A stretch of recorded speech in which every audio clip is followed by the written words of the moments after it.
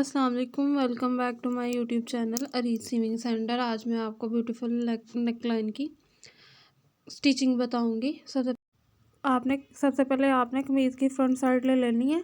उसके ऊपर आपने नेकलाइन को पिन अप कर लेना है।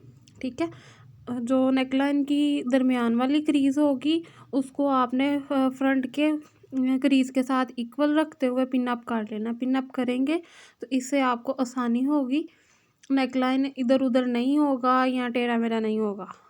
क्लियर हो गया। और फिर आपने जैसे दूसरे नेकलाइन सिलाई लगा के आप इसको अटैच करते हैं, सेम वैसे ही आपने इसको सिलाई के साथ अटैच कर लेना। और इसके कटवर्क को आपने नीट सिलाई लगानी है, उसके साथ साथ बुकरम के ऊपर सिलाई नहीं लगनी चाहिए। ठीक है, और बिल्कुल नीट सिलाई होना चाहिए ताकि जब हम इसको पलटें तो अच्छे तरीके से पलटा जाए। ठीक है, सबसे पहले आपने नेकलाइन को चेक कर लेना है कि ये कपड़े के दरमियान में ही है। ठीक है, चेक करने के बाद फिर आपने इसको कटिंग करना है और आधी इंच मार्जिन छोड़ के आपने इसको कटिंग कर देना। कटिंग करने के बाद आपने जो मार्जिन छोड़ा होगा उसको छोटे छोटे आपने कट लगाने हैं ताकि नेकलाइन के ये जो कट वर्क है ना अच्छे से पलटा जाए और नीट शो हो। ठीक है, उसके कट वर्क नीट शो हो। तो जैसे ही आप उसको छोटे छोटे कट लगाएंगे तभी ये नीट शो होगा।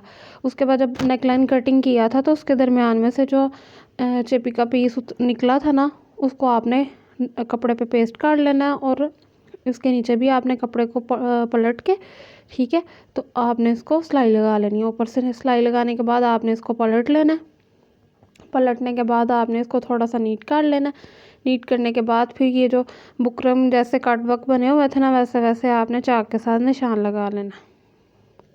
ठीक है, तो आपने दोनों साइडों पे अच्छे से निशान लगाने के बाद जहाँ पे आपने निशान लगाया था वहाँ पे आपने सिलाई लगा लेनी है ताकि जो है ना निशान तो हाथ से रेज हो जाते हैं, तो सिलाई से आपको पता चले कि ये कट वर्क की इसकी ये इतनी शेप है और यहाँ तक आपने इसकी अंदर वाली जो डिज़ाइनिंग है वो करनी है। ठीक है, मेन काम हमारा अब स्टार्ट हुआ है कि अब हमने डिज़ाइनिंग करनी है।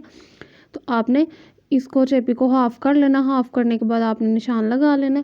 तो सबसे पहले आपने डोरी ले लेनी है। डोरी और लूप आपने लगाना है, वो जो आपने कट वर्क तैयार किया हुआ है ना, तो उस सिरे से उसका जो लूप का सेकंड वाला सिरा है ना, आपने उस कट वर्क तक ख़त्म करना है। तो मतलब कि आपने हाफ सर्कल में इसको डोरी को लगाना है। ठीक है, और उसकी जो हाइट है ना डोरी की, वो आपने जो दरमियान की लाइन लगाई है ना वहाँ तक होनी चाहिए।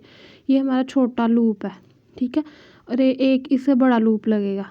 ठीक है, और सेम इसी तरीके से दूसरी साइड में भी एक छोटा और एक बड़ा लगेगा, लेकिन इसमें थोड़ा सा क्लिप मिस हो गया तो वो मैं आपको दोबारा छोटे से पीस पे ना गाइड कर देती हूँ। सबसे पहले छोटा लूप और बड़ा, और सेकंड साइड का जो छोटा लूप है ना और लेफ़्ट साइड के जो बड़े लूप के साथ आपने इसको क्रॉस करना है। और सेम ऐसे ही आपने छोटे लूप को राइट वाले छोटे लूप को लेफ़्ट वाले बड़े लूप के साथ क्रॉस करना है। तो ये देखिए मैं छोटे से पीस पे आपको गाइड कर रही हूँ। सबसे पहले आपने ये छोटा लूप लगाया, इसके साथ ही अब हम एक बड़ा लूप करेंगे।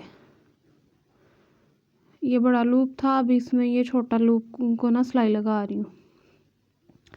ठीक है, सेम आपने उसके तीनों सर्कल में ना वो जो डिज़ाइन है ना नेकलाइन के, उसके तीनों में आपने सेम ऐसे ही एक छोटा और एक बड़ा सर्कल डोरी से बना लेना है।